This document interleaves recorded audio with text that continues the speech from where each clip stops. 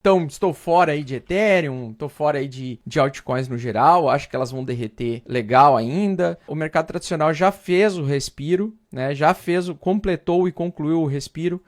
A tendência é de continuação e manutenção da tendência de baixa, então nada mudou, na minha opinião, não teve nenhum tipo de reversão, absolutamente nada. Seguimos dentro desse canal de baixa, tá?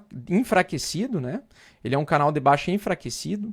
Ou seja, a primeira queda foi mais forte, a segunda queda já abriu para um canal mais amplo, né? Então a primeira queda a gente teve um canal mais estreito e agora a gente teve um canal um pouco mais amplo. E dentro desse canal eu acredito que nós vamos cair novamente, retestar os 3.500 no mínimo. E o meu alvo é 3.200 aí para o alvo desse fundo aqui que vai chegar aos 3.200, que é o reteste dessa região. Então eu não vejo nada mudar, não vejo nada de diferente acontecendo, tá? Bitcoin eu acho que vai voltar a cair, o Ethereum também acredito que vai voltar a cair. Não vejo nada de diferente, nada de alterado.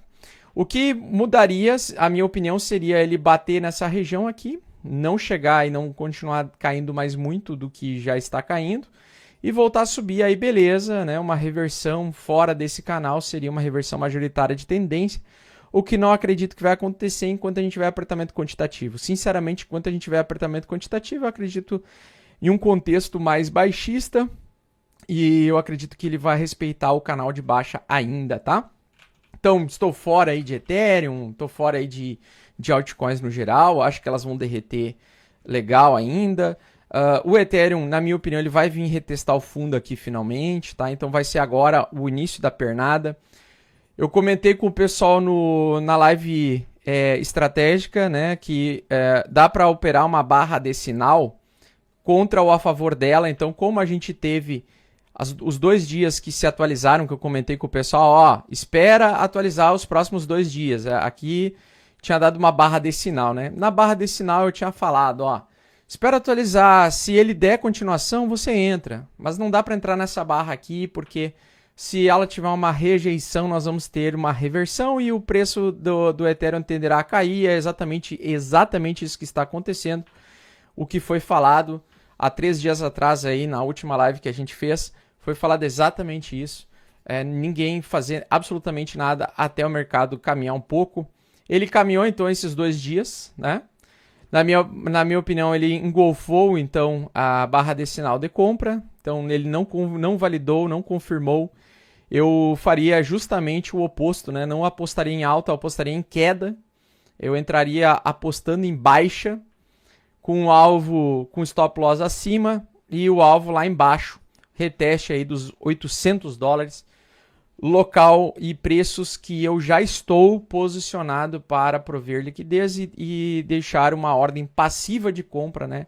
Vou trocar meus dólares por Ethers nessa região de reteste desse fundo aqui. Eu acredito que aqui ele vai retestar e se segurar em um primeiro momento entre $800 aí, 700 e poucos dólares até os $900, né? $980, enfim.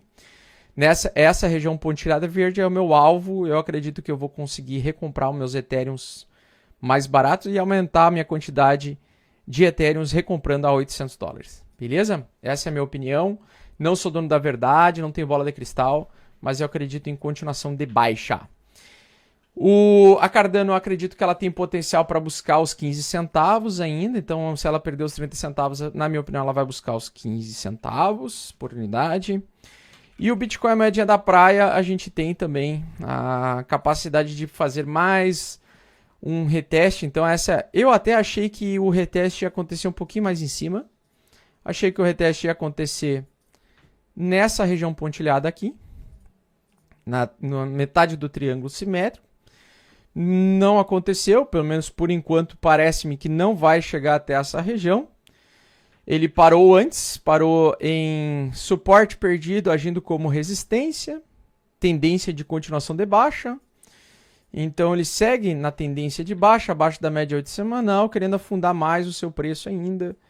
Mesmo que ele perdeu a força, ele está tentando voltar a cair. Então ele está tentando fazer um reteste do suporte que foi perdido como resistência, né? Então esse toque aqui, ele foi retestado hoje, está sendo rejeitado o rompimento dessa resistência e não está conseguindo se manter acima da média 8 semanal, o que significa que a tendência é que, se ele se mantenha desta forma, as próximas 8 semanas será de baixa e de manutenção da tendência de baixa. Então, enquanto ele está fazendo topos e fundos descendentes abaixo da média 8 semanal, significa que a tendência média nas próximas 8 semanas é de continuação de baixa. Então, sigo acreditando que ele vai retestar o topo que não foi testado ainda como suporte em nenhum momento, apenas como resistência, que é a região aí entre os $9.500 aos $14.000, tá? Entre 12 a 14 o principal suporte, e depois $9.000 seria, na minha opinião, o fundo máximo do Bitcoin para esse ciclo, isso se ele não ficar evoluindo mais tanto para novas quebradeiras, novas quedas e assim por diante, tá?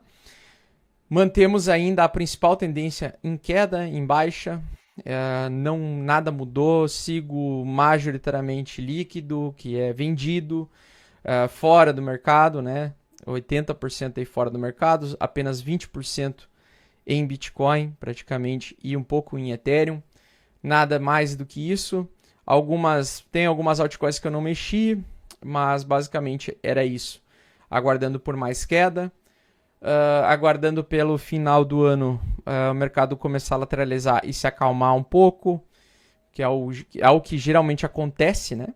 Mas vamos lá, vamos acompanhando aí. Esse topo ele é importante para nós, que se forme esse pequeno topo aqui.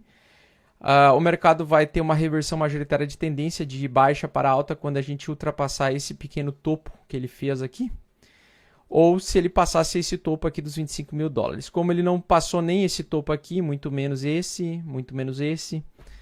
acredito que nós vamos encontrar mais uma pernada de baixa aí.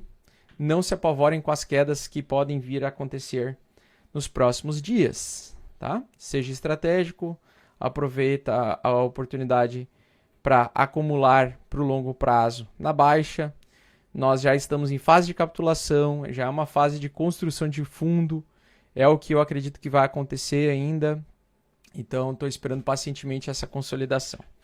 E por último, para finalizar a nossa live, dólar voltou a subir, então, engolfo de alta, né? O dólar teve um novo engolfo de alta com cara de bear trap. Para mim, isso aqui vai ser uma armadilha urso, né? Então, a minha expectativa é que as próximas semanas é que o dólar volte a subir temporariamente para lateralizar e fazer essa média 8 semanal ficar andando um pouco de lado, que eu acho que é o tônus que vai dar o toque, que vai dar o requinte da ação do preço para dólar e outros ativos ao longo de 2023. Se eu fosse determinar o ano de 2023 em uma barra apenas, seria uma barra doji, água de salsicha, uma barra indefinida, possivelmente com reversão majoritária e possivelmente formação de topo no dólar. Então, no dólar, eu acredito que nós vamos ver uma barra doji no ano que vem. 2023 vai ser uma barra doji no ano, né? 12 meses, mostrando o movimento doji. E no caso do BTC, a moedinha da praia, nós vamos ter um doji inverso, que seria uma estrela cadente aqui, ó. Seria tipo eu acredito que vai ser o ano da consolidação de fundo do Bitcoin, tá? Ano que vem eu acredito que nós vamos consolidar o fundo do Bitcoin em alguma dessas regiões aqui, na retração de Fibonacci, podendo chegar até os $10.300 aí, $14.000 seria 0,5, 14.000. 10.384 seria esse valor aqui, o alvo que eu acredito que seria o melhor preço possível para comprar Bitcoin nesse ciclo, nesse fundo é entre $9.500 e 10.384. Nunca é perfeito, sempre temos sombras. Eu acredito que nós vamos fazer sombra nessas regiões aí, 9.400, 9.500, talvez $10.000, tá? Mas abaixo de 14 mil já estou com ordens para comprar, né? Eu já deixei ordens com a Camila P2P para fazer compra. Inclusive, falando sobre a Binance, né? A maior ameaça da Binance, a gente vem falando sobre isso nos últimos dias.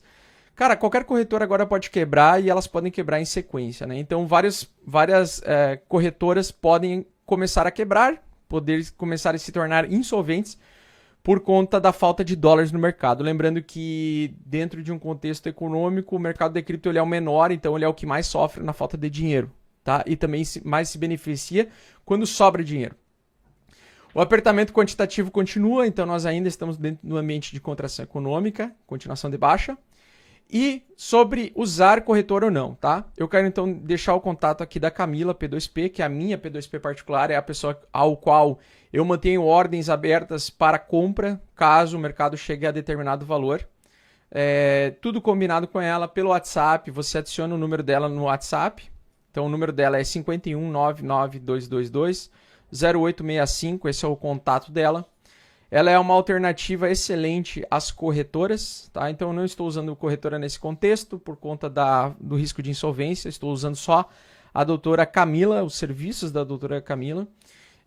E eu faço a compra, né, fracionada com ela e também faço compras de ordem passivas com ela. Então eu falo para ela, ó, Camila, se o preço chegar a 14 mil, eu quero comprar tanto, te mando um Pix lá, mando o Pix para ela, ela tem minha carteira, ela manda direto para mim se o preço chegar a determinado valor.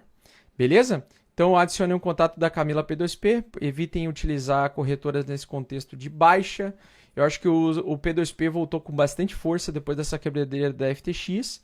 E, de fato, né, o Satoshi Nakamoto, quando criou o Bitcoin, ele criou com a intenção das pessoas utilizarem o mercado de criptomoedas ponto a ponto, fazer com que as pessoas tenham a liberdade de utilizar o dinheiro delas e fazer as trocas voluntárias entre carteiras.